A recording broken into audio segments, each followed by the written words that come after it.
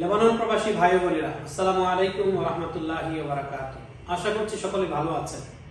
আপনারা জানেন, বাংলাদেশ দূতাবাস বৈরুতের আওতায় নিয়মিতকরণ কার্যক্রম চলছে।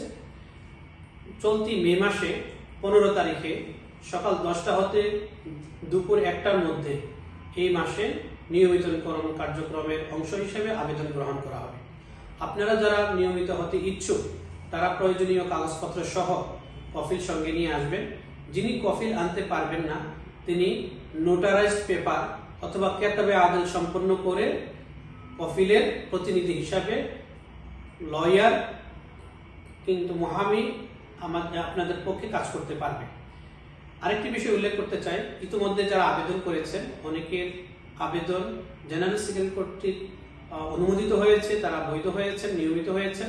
কারো কারো আবেদন এখনো অপেক্ষাধীন আছে। আমরা কর্তৃপক্ষের সাথে যোগাযোগ রাখছি এবং আপনারাও পর্যায়ক্রমে নিয়মিত হবেন ইনশাআল্লাহ।